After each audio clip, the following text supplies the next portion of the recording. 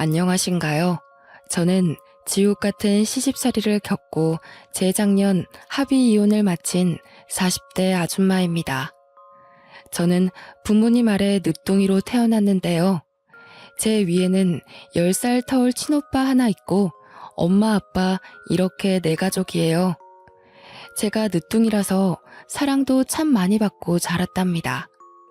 그렇다고 오냐오냐 큰 건 아니었고 저 또한 그 사랑을 알아서 부모님과 부모님 같은 친오빠에게 말썽 한번 부리지 않으려고 노력하면서 컸죠.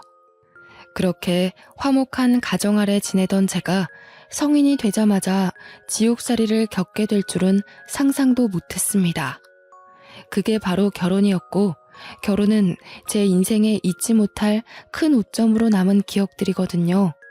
제가 어떤 시집살이를 겪고 이혼까지 갈 수밖에 없었는지 얘기 한 번만 들어주시겠습니까?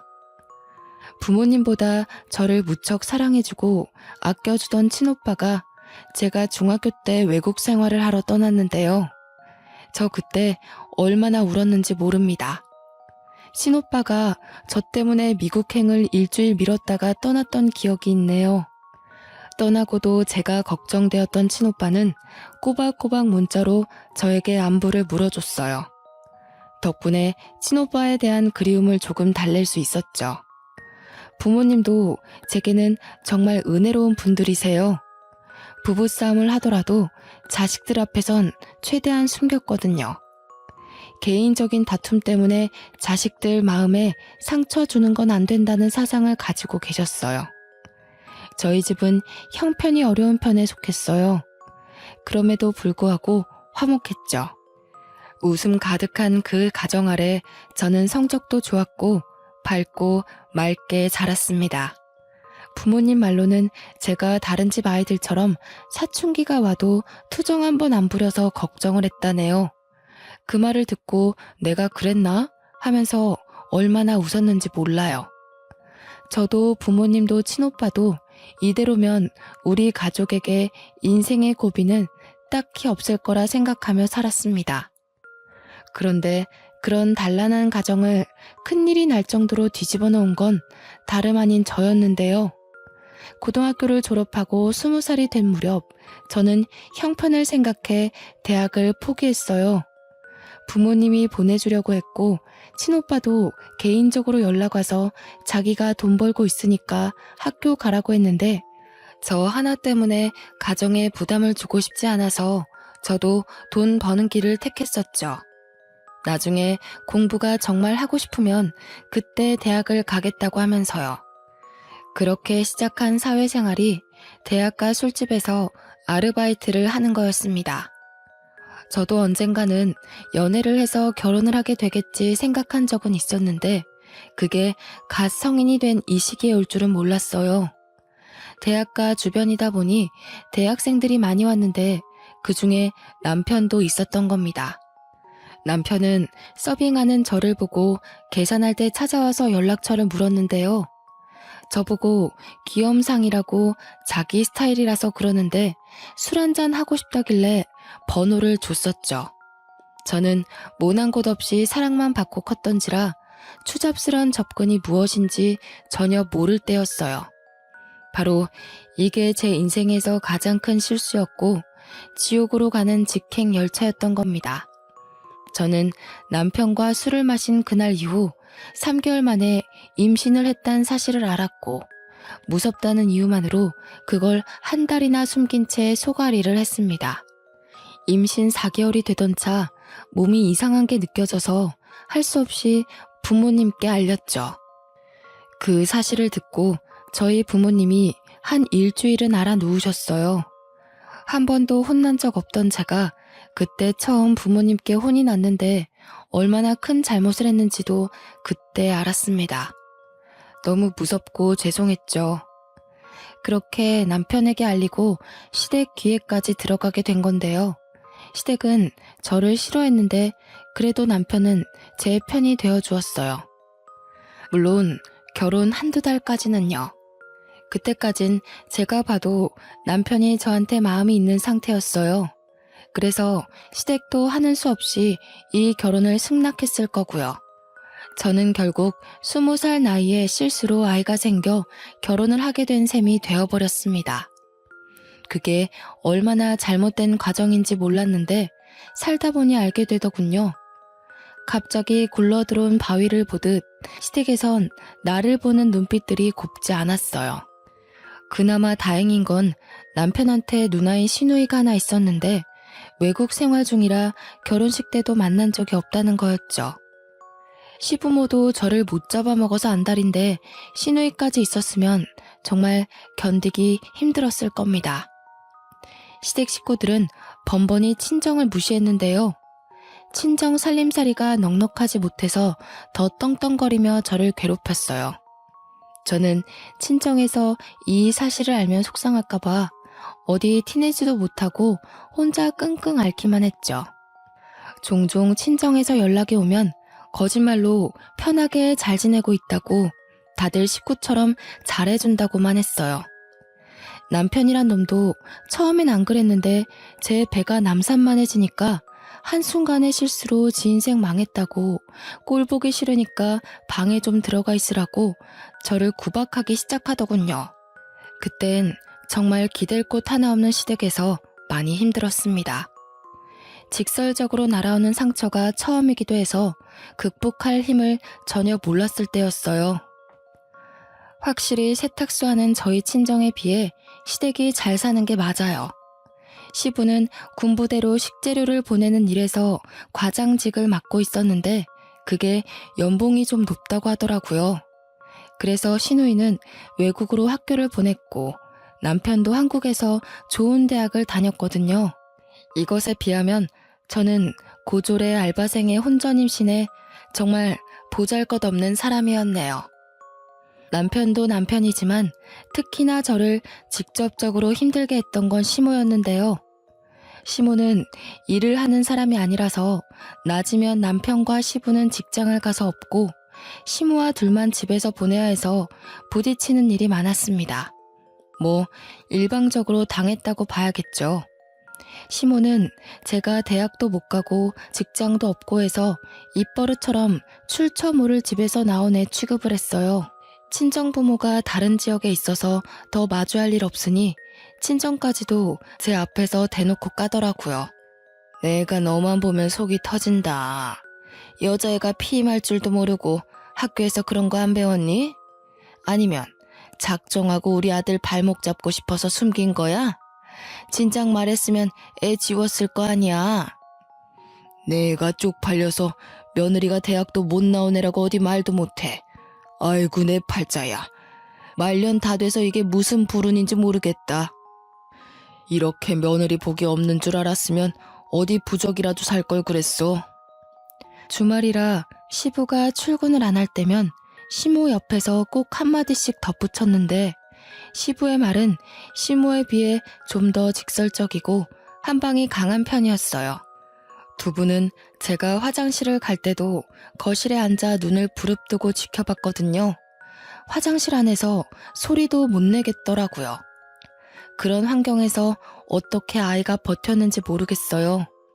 너무 스트레스 받아서 유산될까 싶었지만 다행히 아이는 건강하게 태어났거든요. 정말 사랑스러운 아들이었어요. 태어난 아들에게 엄마의 비참한 꼴을 보이고 싶진 않았는데 저는 예나 후나 식사 자리에서도 시댁과 겸상을 하지 못했습니다. 어디를 왔니? 저기 청소 덜 됐더라. 거실에 먼지 구덩이 한가득이야. 저거 먼저 닦고 와서 먹으렴. 앉기 전에 샤워 싹 하고 먹어. 먼지 잔뜩 묻히고 밥상머리 앉는 거 아니다. 항상 밥 먹을 때가 되면 시모가 제게 일을 시켰어요. 저는 그 의도가 무엇인 줄 알지만 눈치 없는 척하며 고분고분 행동했죠. 시댁 식구들이 식사가 끝날 때까지 돌아가지 않기도 했어요. 그래도 어린 아들 밥은 먹여주더라고요. 그거면 됐다 생각하며 하루하루 스스로를 다독이며 살았습니다. 저는 결혼하고 나서부터 밤에 혼자 올 때가 많았는데요.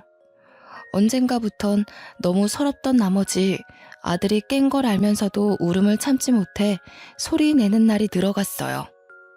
저와 남편은 제 배가 부르고 나서부터 각방을 썼는데 아들은 꼬박 저와 함께 자더라고요. 남편은 지 자식인데도 아들을 불편해하는 티를 내서 아들도 아빠 옆에 잘 안 갔거든요.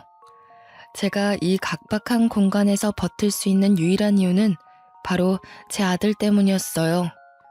아들이 없었다면 더는 버티지 못하고 가출을 했을 거고 친정에도 알리지 못해서 밖을 떠돌다가 여기저기 끼니를 구걸했을지도 모를 일이죠. 시댁의 거침없는 질타는 제 아들도 예외가 아니었는데요. 시모는 제 아들이 말을 알아듣기 시작하고부터 대놓고 앞담을 일삼았습니다. 으이구, 지엠이 닮아서 공부도 더럽게 못하네. 손주라고는 하나 있는 녀석이 공부를 이렇게 안 하면 쓰나. 네 아빠나 네 고모는 다 머리 좋은 사람인데 하필 닮아도 애미의 못난 부부만 닮았다니. 내가 손주복까지 없는갑다. 아이고 머리야. 시모는 제 아들이 성적이 못 나와도 편식을 해도 어디 다쳐서 와도 전부 제 피가 섞여서라고 했습니다. 천박한 피가 섞이니 그 피를 받은 아들도 엄마 따라 둔치 같다고 하더군요. 저는 저를 욕하는 건 1000번 만번 참을 수 있지만 제 아이를 욕하는 건 엄마로서 참을 수가 없었어요. 아이가 한두 살 커갈수록 구박이 심해져서 몇 번은 아이를 계속 피신시켰지만 그것도 한두 번이지 계속은 무리가 있잖아요. 최대한 시부모님을 안 맞추치게 하고 싶은데 한 집이다 보니 그렇게도 못하고요. 그저 부디 아들이 몰라주길 바랬는데 어느 날 아들이 방에 단둘이 있을 때 정말 가슴 찢기는 말을 하더라고요. 내가 바보 같아서 엄마가 자꾸 할머니한테 혼나는 거야? 내가 잘하면 엄마 안 혼나도 돼? 나 때문에 엄마가 혼나는 것 같아서 미안해. 나 이제 바보 안 될게. 할머니한테 그만 혼나게 해줄게, 엄마. 고작 6살 되는 아들이 저한테 미안하다고 다 자기가 모자라서 그런 거라며 자기 탓을 하는데 그날 저는 크게 억장이 무너졌죠. 한참 못 모를 아이 입에서 어떻게 이런 말이 나올 수가 있단 말입니까? 그 순간 저는 여태 뭘 하고 있는 건가 싶으면서 아들 하나 지키지 못하고 도망치기만 했다는 생각에 회의감이 들었습니다. 며칠 후 여느 때처럼 시모가 아들의 실수를 가지고 나무랄 때가 있었는데 아무리 그래도 어떻게 아이한테 자꾸 그런 심한 말을 할 수가 있나 싶어 그날은 저도 시모에게 대꾸를 했습니다. 어머님, 제가 미우신 거면 저만 나무라세요. 이 어린아이가 뭘 그렇게 잘못했다고 그런 모욕을 주세요? 어머님 때문에 애가 벌써부터 눈치가 늘어서 더 실수하는 거잖아요. 뭐야? 몇 년 좀 살았다고 이 시애미가 웃음니? 이제 대드네. 처음 우리 집 왔을 때는 고개 쳐받고 들지도 못하던 년이 올해 엄마 노릇 좀 하고 싶은가 보지? 제발 애 앞에서 말 좀 가려주세요. 어른이면 어른답게 아이 앞에서 모범을 보여야 하는 거 아닌가요? 제 아들 잘못 크면 어머님께서 책임지실 거예요? 어머님 손자잖아요. 어머님 아들 핏줄이잖아요. 버르장머리 없는 것이 어디라고 목소리를 높여? 니까짓 게 감히 이 시애미한테 훈수질하는 거니? 기가 막혀서 그동안 한 소리 하지 못해서 어떻게 참았다니?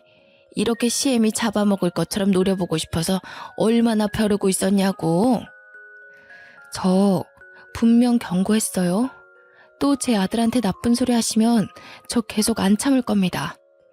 어머님이고 아버님이고 저는 제 아들만 생각하고 행동할 거예요.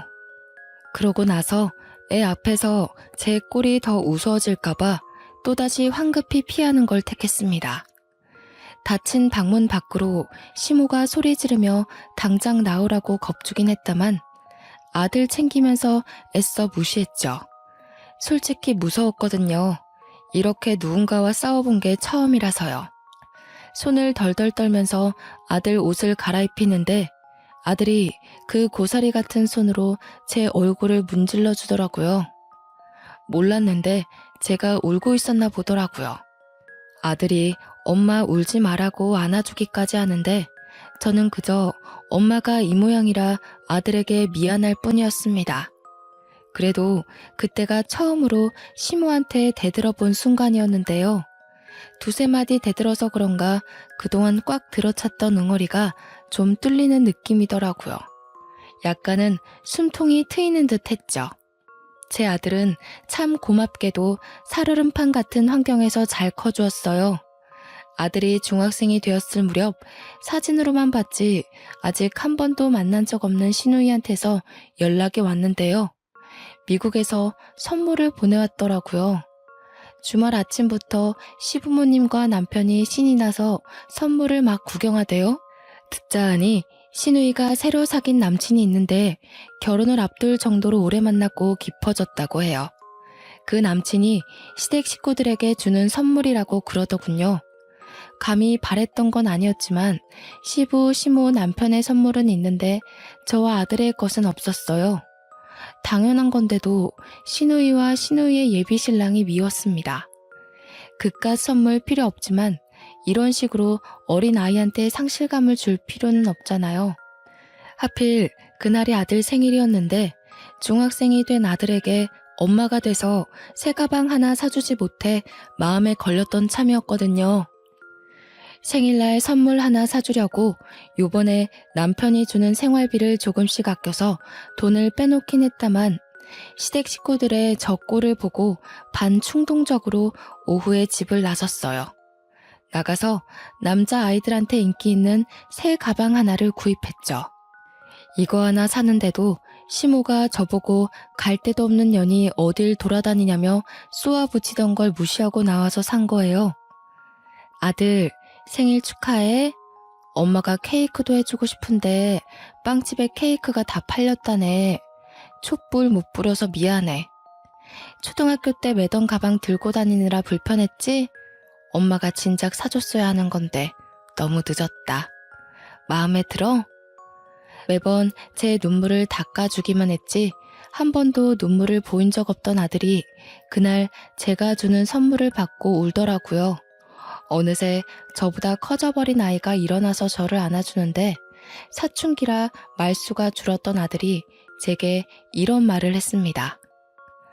미안해 엄마. 내가 너무 어려서 아무것도 해줄 수가 없어서 미안해. 너무 고마워. 내가 빨리 커서 얼른 어른이 돼서 엄마를 이 지옥 구덩이에서 꺼내줄게. 엄마가 내 엄마라서 난 이미 행복하니까 나한테 미안해하지 마. 이때 들은 아들의 말을 저는 아직도 생생하게 기억하고 있어요. 아들이 이런 생각을 하고 있는 줄 몰랐거든요. 비로한 제 삶 때문에 한참 뛰어놀아야 할 나이에 너무 무거운 책임을 느끼게 해버리는 것 같아서 저는 더없이 속이 아팠습니다. 저와 아들은 그렇게 한참을 부둥켜 안고 서로를 위로했어요. 정말 오랜만에 느껴보는 따뜻한 마음이었죠. 아들은 그 후로 눈에 띄게 성적이 올랐습니다. 학원도 안 보내주는데 알아서 잘해주는 아들이 기특하더군요. 제가 시댁에서 노예처럼 부러져도 아들이 낡아빠진 환경에서 공부하는 것보단 그래도 이 집에서 몸 편하게 공부하는 게 좋잖아요. 이것 덕분에 버틸 수 있는 의지가 또 생겼나 봅니다. 제 나이 30대 후반을 향해 갈 무렵이었어요. 여전히 살얼음판 같던 집안이 한 번 더 난장판이 된 적이 있었는데요. 한날 남편이 진심으로 결혼하고 싶은 여자가 생겼다며 어여쁜 아가씨 하나를 집에 초대한 겁니다. 저와 아들이 집에 있는 거 알면서도 데려왔더라고요. 그런데 아가씨한테 저희를 뭐라고 소개했는지 아가씨는 전혀 개의치 않은 표정으로 집안 식구들에게 인사를 하더군요. 저는 이 이후 남편이 하는 말에서 저 아가씨가 뭣도 모르고 남편을 만나고 있구나 생각했죠. 아줌마, 저녁은 두부전골로 해주세요. 제 여자친구가 두부 좋아하거든요. 은지야, 못 먹는 거 있어? 그럼 이 아줌마한테 말씀드리면 돼. 주문하면 알아서 해드릴 거야. 어머, 정말? 오빠는 집에 가정부도 있구나. 그런데 왜 가정부를 써? 집이 더 비좁지 않아? 그렇게 큰 집은 아닌 것 같은데. 아, 엄마가 허리가 아파서 요리가 안 되고 청소도 못 하시거든. 집안일 할 사람이 없어서 불렀지. 우리 집안이 가정부 하나 못 쓸 형편은 아니니까. 남편이 저를 창피해서 주변 사람들에게 소개 안 했다는 건 알고 있었지만 아예 총각인 것처럼 행세하고 다닌 줄은 몰랐습니다. 저를 앞에 두고 대놓고 와이프로 안 보는데 그걸 시부시모는 별일 아닌 듯 지켜만 보더군요. 알고 보니 여자가 남편이 다니는 전자기업에 같이 근무하는 대리 직원이라고 하대요. 저와는 다르게 명문대의 대기업의 어린 나이임에도 대리 직원이라고 하니 시부모는 이미 그 여자한테 마음이 가버린 듯 보였어요. 제게는 한 번도 보여준 적 없는 따뜻한 표정으로 그 여자를 대하고 있었거든요. 어쩜 이렇게 곱게 생겼을까? 어린 나이에 벌써부터 대리라고요? 어지간히 노력형인가 보네. 부모님이 두 분 다 교사라고 들었는데 그런 말 다 했지. 더 안 봐도 사람이 야무지겠어. 시집살이도 남편의 개무시도 다 참겠는데 이건 좀 고비더라고요. 무엇보다 아들도 함께 있는 자리였어요. 아들이 저와 같이 밥 먹고 싶어서 야자를 빼고 막 하교한 참이었거든요. 그래도 아들이 대학 가기까지 이 집에서 쫓겨날 수는 없기에 꾹 참았습니다. 제가 상처를 받을수록 마찬가지로 아들도 상처받고 있다는 걸 안 후부터는 웬만해선 아들 집에서 이런 못날 꼴 안 보이려고 엄청 노력하고 있습니다. 좀 지내다 보니 시부모랑 남편 눈에 안 띄고 지내는 법을 나름 터득해갔는데 결국 또 아들에게 상처를 준 셈이었죠. 그때였어요. 제가 아들의 눈치를 보면서도 아무 말 못하고 있는데 아들이 들고 있던 문제집을 냅다 던져버리는 겁니다. 그 문제집이 잘못 나갔다면 남편의 발등에 찍힐 뻔한 위치였어요. 지금 엄마 앞에 두고 뭐 하는 거예요? 아빠라는 사람이 이래도 돼요? 엄마가 얼마나 더 참아야 되는데요. 다들 이것밖에 안 되는 사람이었어요? 집 구성이 구정물투성인 건 알았지만 상식도 개념도 말아먹은 줄은 몰랐네요. 저 자식이 뭐라는 거야 지금? 버릇없게 어디서 행패야? 사춘기라고 시위하는 거야? 속옷바람으로 쫓겨나고 싶어? 지금 손님 온 거 안 보여? 당장 방에 들어가. 오빠, 저 애는 누구예요? 혹시 저 아이가 오빠 조카라는 친구?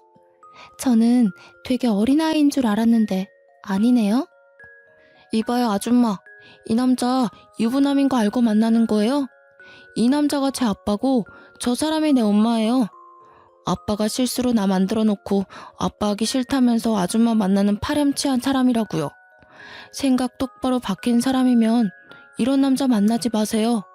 인생 종쳐요. 그 여자는 이 사실을 처음 듣는 얼굴이었어요. 옆에서 모든 사실을 숨기고 있었는지 남편은 화가 나서 제 아들에게 다가와 냅다 뺨을 내리치더라고요. 아들이 그 힘에 밀려 자빠졌는데 그렇잖아도 놀라있던 저는 허둥지둥 아들에게 달려갔습니다. 이미 아들의 뺨이 붉어졌더군요. 심지어 남편이 끼고 있던 반지에 긁혀서 생채기까지 난 겁니다. 저는 그대로 눈이 돌아 남편의 머리채를 잡아버렸어요. 내 새끼 손대지 마. 내가 다 참아도 내 새끼 건드리는 건 못 참아. 아빠 노릇 안 할 거면 손찌검은 하지 말아야지. 네가 무슨 자격이 있다고 내 자식한테 손을 대.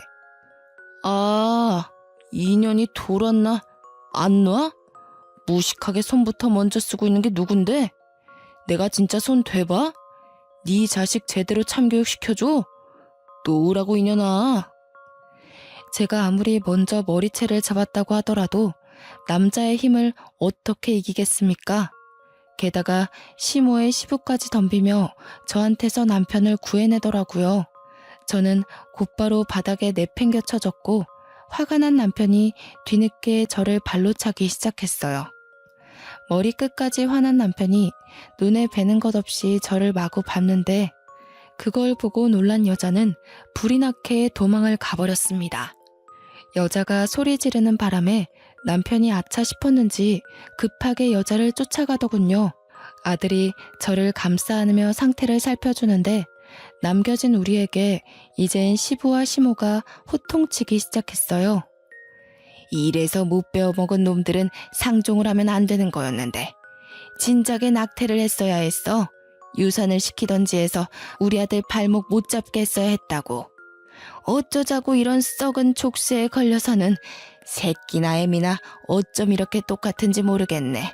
아이고 속 터져. 그렇게 아끼는 네 새끼 데리고 당장 우리 집에서 나가. 나가서 길바닥에 나앉든 구걸을 하든 알아서 하고 당장 내 눈앞에서 꺼져. 더러운 것들이 집에 드니까 집안 꼴이 이 모양이지. 시부가 아들 품에서 저를 잡아 끌며 현관 밖으로 내쫓으려는데 그걸 아들이 쫓아와서 말렸어요. 뭐 하시는 거예요? 우리 엄마한테서 그 더러운 손 치우세요. 할아버지가 무슨 자격으로 우리 엄마를 만져요? 그래요.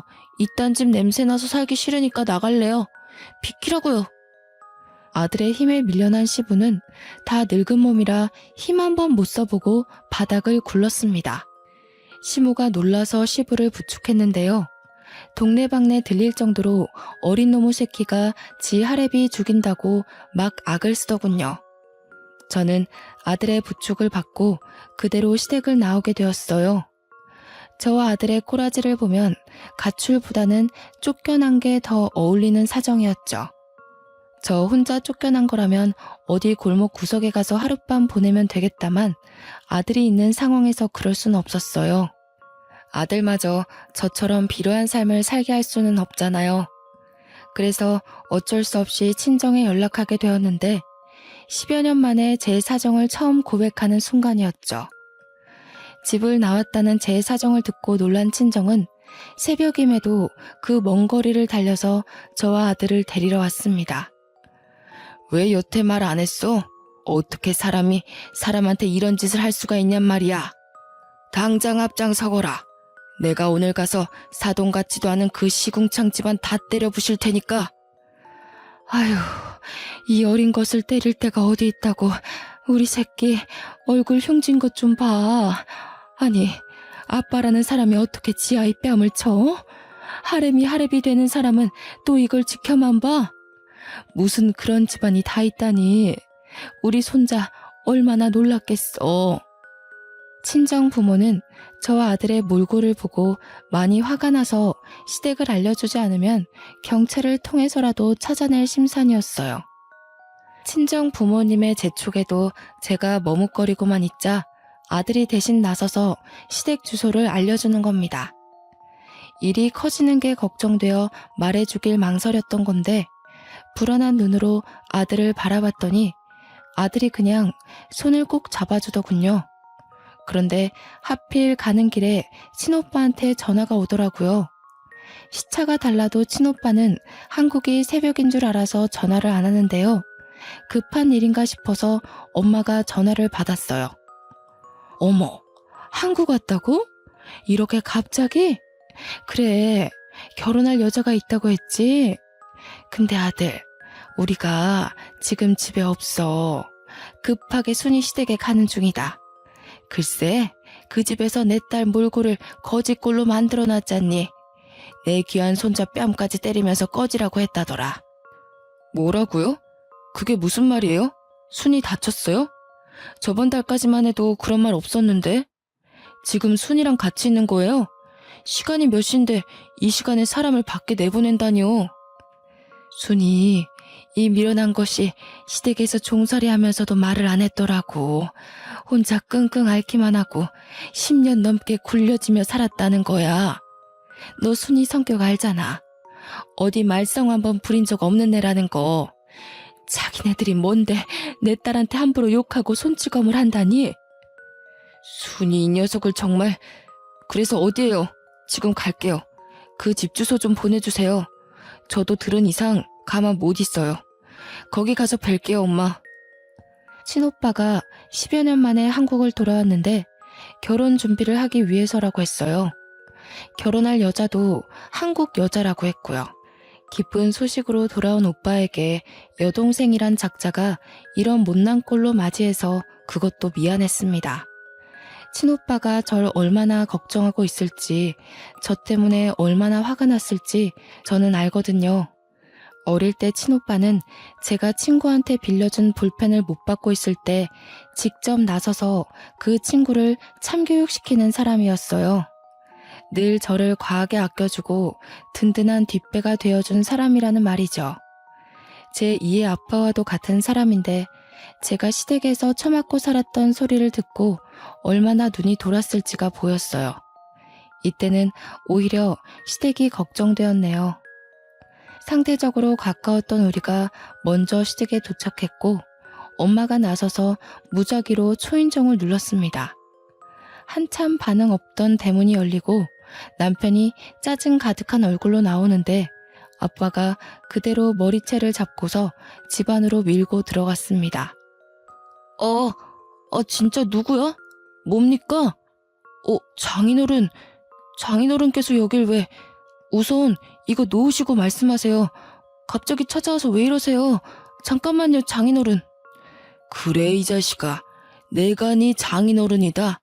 감히 내 딸을 쥐잡듯 잡으면서 부려먹었겠다. 내 딸이 당한 상처만큼 너도 오늘 처맞을 줄 알아. 나 오늘 네 뼈 하나 부러뜨리기 전까지 집에 안 간다. 거실에서 대판 소란이 나니 방 안에 있던 시부모도 자다 일어나 놀라서 튀어나오더군요. 어머머, 사돈어른 아니세요? 연락도 없이 왜 오셨어요? 근데 지금 뭐 하시는 겁니까? 남의 귀한 자식을 왜 그렇게 쥐어뜯어요? 다짜고짜 야밤에 찾아와서 놓으세요 좀. 네 자식 귀한 건 알고 내 자식 귀한 건 왜 몰랐다니? 이 옆에 내야. 너 우리 딸 어떻게 손댔어? 이렇게 손댔니? 이렇게 잡고 흔들었어? 10년 넘게 이런 식으로 우리 딸 가슴에 대못 박은 거야? 엄마가 자기 아들 살리려는 시모의 머리끄댕이를 사정없이 잡아당겼는데요. 평소 탈모가 있던 시모의 머리카락이 후두둑 빠지는 거 아니겠어요? 어머머, 내 머리카락. 이봐요, 안사돈. 도대체 이게 무슨 행패란 말입니까? 내 머리카락 어떡해? 내가 여기 돈을 얼마나 들이고 있었는데. 아! 시모가 소리 지르며 절망하는데 엄마는 아랑곳 않고 또 시모의 머리끄댕이를 잡으려 했어요. 그러자 시부가 다급히 말리더라고요. 엄마도 여자인데 시부는 완전 제압하는 식으로 엄마를 떼어냈습니다. 안사돈, 그만 못해요? 경찰에 신고하기 전에 당장 나가요. 이 야밤에 이게 무슨 짓입니까? 식구끼리도 주거 침입죄 성립되는 거 몰라요? 이런 식이면 저희도 더 이상 사돈 대우 못 해드려요. 엄마가 시부한테 힘을 못 쓰고 있자 우리 아들이 나서서 엄마한테 힘쓰는 시부를 떼어냈어요. 시부는 그런 손자에게 네가 벌인 짓이냐고 고래고래 호통치더군요. 그때 도어락 비밀번호를 치고 누가 들어왔는데요. 응? 이 집에 더 들어올 사람이 없는데 싶었는데 친오빠랑 웬 여자가 같이 등장하는 겁니다. 정말 오랜만에 보는 친오빠였지만 마냥 반길 수 없는 상황이었어요. 그런데 친오빠가 어떻게 시댁집 도어락을 열고 들어올 수가 있지? 생각하던 와중이었죠. 머리카락 때문에 절망하고 있던 시모를 보필하던 남편이 친오빠 옆에 여자를 보고 소리쳤는데 누나, 언제 왔어? 아니, 이 사람들 미쳤나봐. 경찰 좀 불러줘. 하는 짓도 진짜 거지 같아서. 내가 말해줬지? 실수로 이런 거지 같은 여자를 집에 들였다고. 아니나 다를까 집안이 전체로 다 돌았어. 누나? 남편이 소리치는 바람에 친정도 시댁도 전부 친오빠를 돌아봤고 친오빠 옆에 있는 여자는 다름 아닌 신우이였습니다. 그러니까 우리 친오빠가 미국에서 만나 결혼까지 마음먹은 여자가 바로 신우이라는 거죠. 아들아, 이 사람들 좀 봐라. 이 사람들이 내 딸이랑 손주를 이렇게 만들어놨다. 어떻게 이럴 수가 있다니? 내가 이런 집구석인 줄도 모르고 우리 순이가 얼마나 아팠겠니? 응? 엄마가 친오빠한테 달려가면서 우리들의 다툼은 잠시 종결났고 모두가 상황 파악에 들어갔습니다. 그 잠깐은 친오빠한테 하소연하는 엄마 말고는 모두가 조용했죠. 놀란 건 우리도 마찬가지였으나 겹사돈이 될 뻔한 친오빠와 시누이도 서로 많이 놀란 것 같더라고요. 말도 안 돼. 자기, 나한테 거지 같은 올케가 들어왔다는 게 내 동생을 말한 거였어? 미국에서 내내 자기 남동생이 올케 때문에 인생 망했다고 하소연한다 그랬잖아. 어디 미국에 버려놓고 올 데 없냐고 물었었잖아. 아니야. 내가 자기 동생한테 왜 거지 같다고 해. 그러니까 지금 내 올케가 당신 여동생이라는 거야? 그 10살 타올이라던 귀여운 여동생? 어떻게 이런 일이 있을 수가 있어? 자기 분명 그랬어. 한두 번도 아니고 거의 틈날 때마다 올케 얘기했다고. 남동생이 사고 쳐서 결혼했는데 올케랑 그 집안이 산거지라고 욕했었잖아. 나 덕분에 자기 부모님이 올케 때문에 속 썩은 거 위로받겠다면서 결혼 결심해줘서 고맙다고 그랬잖아. 나는 오빠 동생인 줄 모르고, 그러니까 그게... 야, 너는 왜 올케가 이런 사람인지 말 안 했어? 올케 집안이 무슨 거지 같은 집안이야. 우리 집보다 훨씬 재산 많다고. 멍청한 게 진짜 제대로 알아보지도 않고. 무슨 소리야. 돈이라곤 쥐뿔도 없는 거 맞아. 내가 10년을 넘게 지내면서 봤는데 집에 돈이 있었으면 제가 구박받고 살았겠어?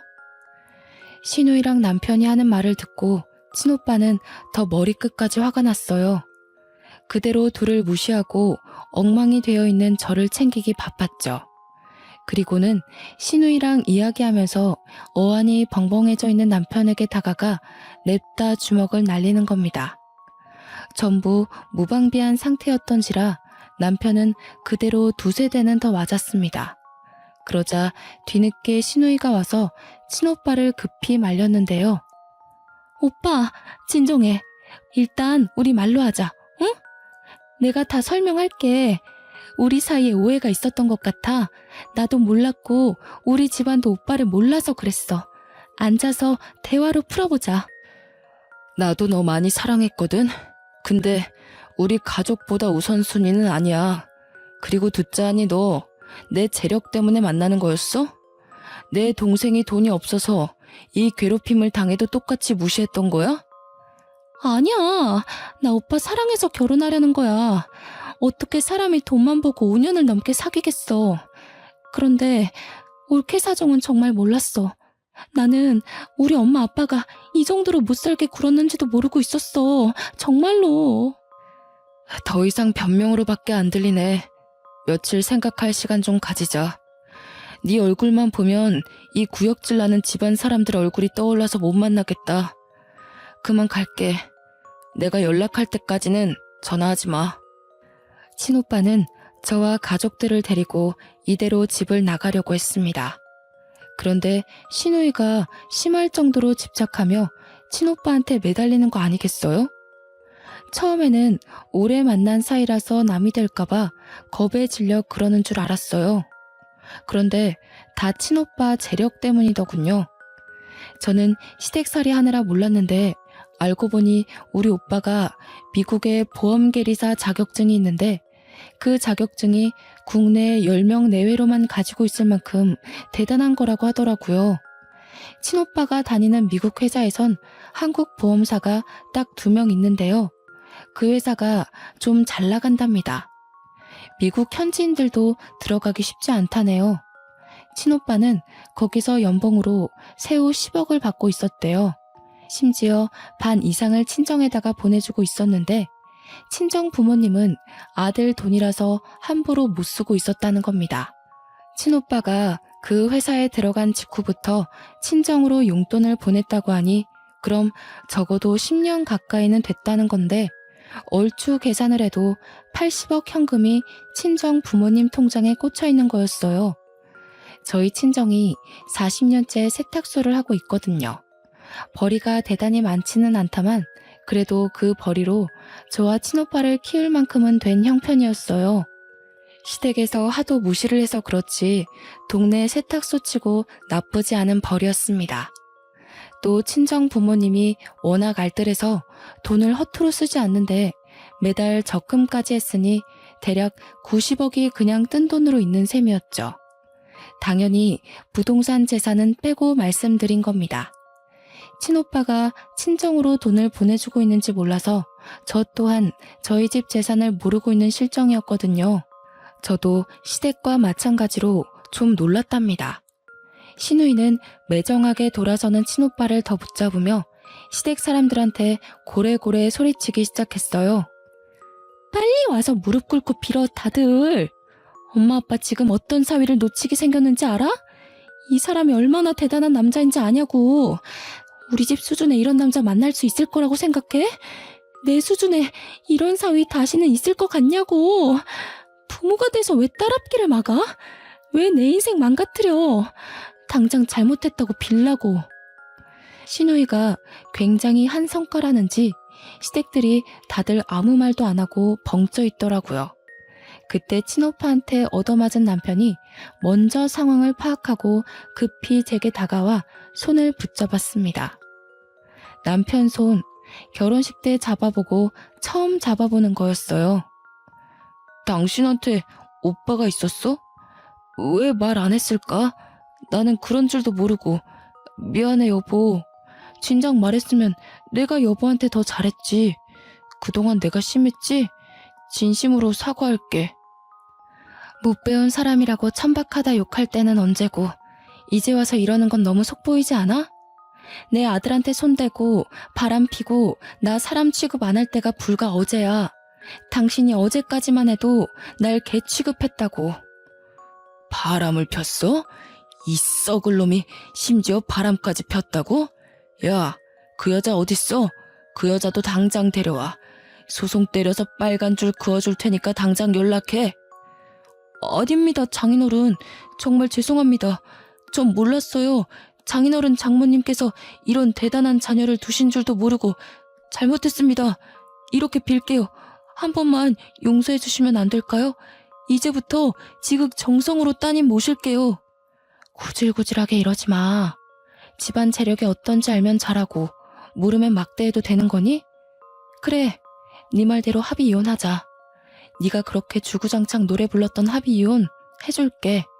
그리고 오빠, 절대 이 집이랑 엮이지 마. 돈에 미친 사람들이야. 친오빠가 저를 정말 많이 아낀다고 했잖아요. 그래서 친오빠는 늘상 부모님보다 제 말에 더 끔뻑 넘어가는 사람이었어요. 그래, 네가 아니라고 하면 아닌 거야. 순이 너 말대로 할 테니까 너도 더는 걱정 마. 이 사람들이랑 다시는 엮이지 않게 해줄게. 오빠 이제 한국에서 일할 거거든. 스카웃 받은 거라 연봉 협상에서 미국 회사에서 받던 것보다 높아. 너랑 우리 조카 내가 책임지고 더는 힘들지 않게 해줄게. 신우이와 관계를 잠시 보류하며 생각해본다던 친오빠는 곧바로 이 자리에서 신우이와의 관계를 끝내버렸어요. 한순간에 의견을 탈바꿈하며 종결을 선언해버리니 신우이 눈이 헷가닥 돌아버리는 겁니다.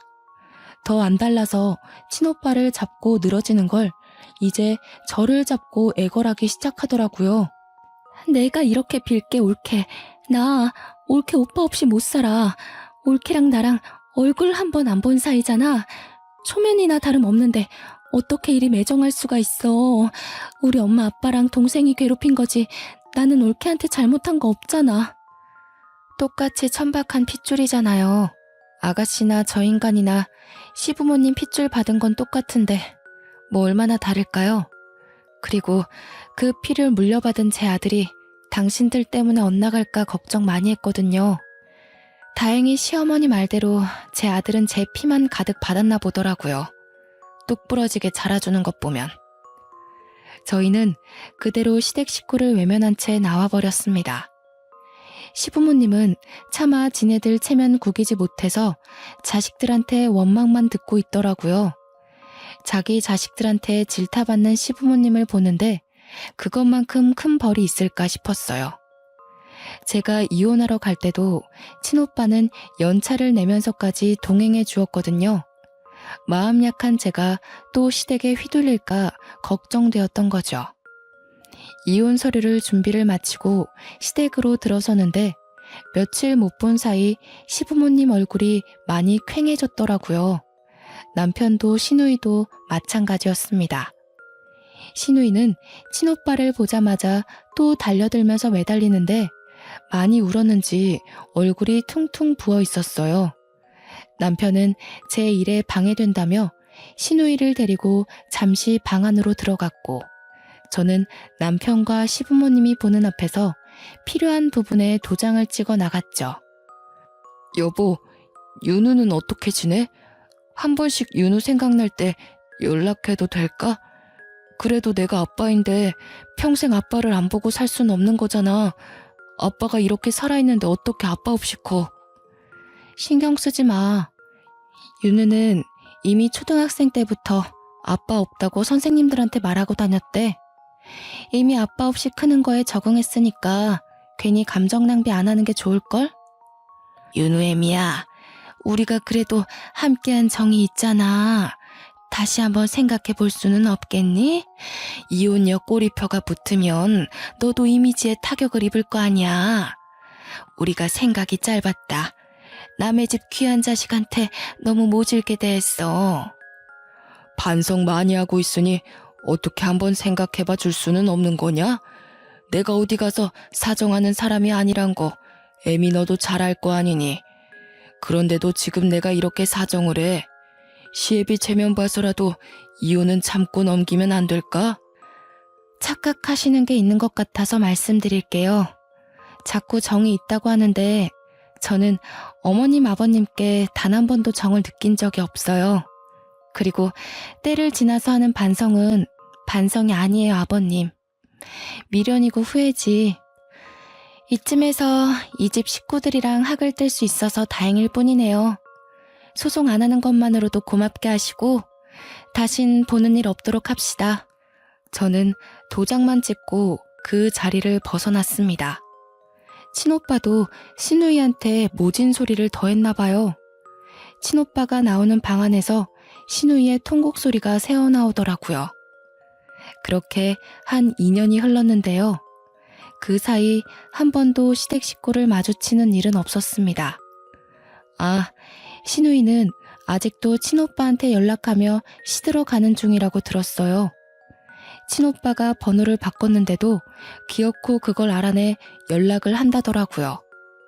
그리고 우리 자랑스러운 아들이 20살이 되었는데요. 아들은 어른이 되자마자 쇼핑몰 창업을 했어요.